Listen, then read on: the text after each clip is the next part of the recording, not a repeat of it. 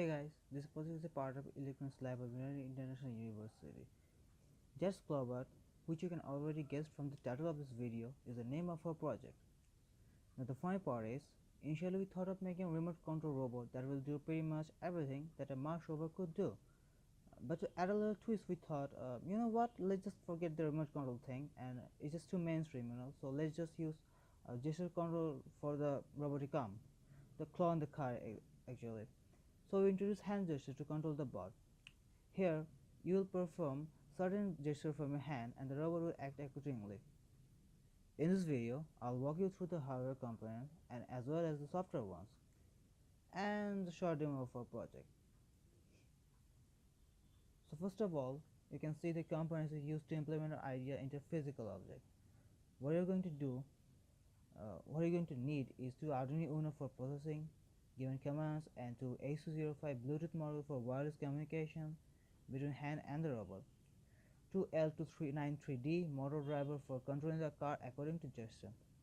The middle gear servo motor is being used for the movement of the middle body of the hand. The HD91R, the plastic servo, is being used for controlling the claws.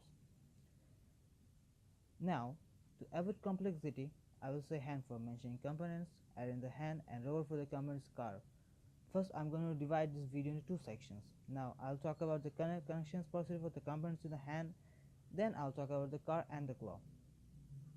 Now, 4 flex sensors will be added to the hand along with the Bluetooth module and Arduino to process the gestures. Now, do remember that this AC05 module needs to be into master and slave mode to perform such actions. You can find tons of tutorials for how to make Bluetooth module to master slave format.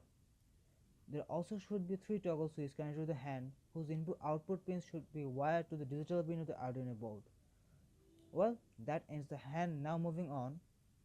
In the car, what you need to do first is align the L293D ICs and connect the input pins of the IC to the Arduino digital pin and the output pin to the DC motors. Here, the 8 pin of the IC is the motor driver, current, and 16 pin is the VCC of the IC. Make sure to ground all the pins of the IC. Then the servo should be attached as shown on the video and the signal pin of the servo should go to PWM pin of the Arduino board. Now setting up everything, our project looks like this.